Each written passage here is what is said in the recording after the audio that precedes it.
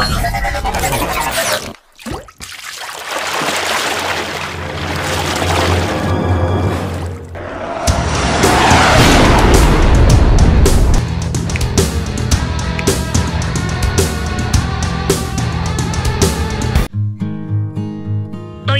terus memberikan petunjuk sejarah. Salah satunya melalui tradisi lisan yang berkembang di masyarakat. Toyomarto masuk dalam daerah dataran tinggi yang berada di lereng Gunung Arjuna. Desa ini terkenal dengan sumber mata air yang berlimpah dengan tradisi budaya yang masih terjaga. Tradisi lisan yang masih berkembang di masyarakat yakni mengenai sumber mata air Pentungan Sari. Menurut Sutomo, kepala dusun Gelatik, mata air Pentungan Sari memiliki dayang atau penunggu yang membawa sebuah pentungan atau tongkat pemukul. Pentungan Sari tidak luput dengan Pentungan Brek karena lokasinya berdekatan. Sutomo juga memaparkan, Pentungan Sari dan Pentungan Brek sebenarnya sama karena letaknya yang berdekatan. Usut punya usut, Pentungan Brek ini menghasilkan sumber mata air yang keruh, tidak jernih seperti yang dimiliki Pentungan Sari.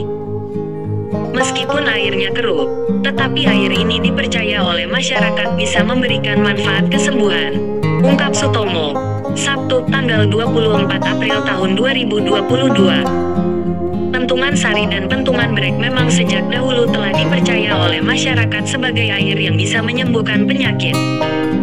Hal ini bukan merupakan berita dari mulut ke mulut, namun juga bisa dibuktikan melalui sejarahnya yang panjang di masa lalu. Menurut Sutomo, dahulu para leluhur menggali sumber air namun yang muncul adalah air keruh, tidak jernih seperti yang diharapkan. Akhirnya para warga menamai sumber air tersebut dengan nama air Brek. Karena airnya yang kotor, maka sumber tersebut tidak digunakan dan hanya dibiarkan menjadi kubangan. Sedangkan pentung berasal dari adanya lubang besar dengan air Brek, yang mana pada saat itu orang kampung sedang mengepung babi hutan pengganggu dengan membawa pentungan tongkat pemukul. Babi tersebut dipukuli di tempat dan mengalami luka akibat pukulan warga.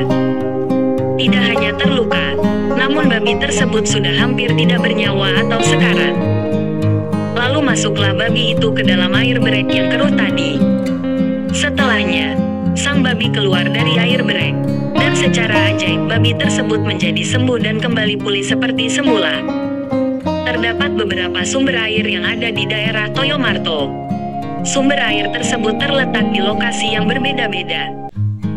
Sejarah munculnya Pentungan Sari adalah ketika para warga mengurutkan jumlah dari sumber air tersebut, ditemukan sumber dengan air yang sangat bersih.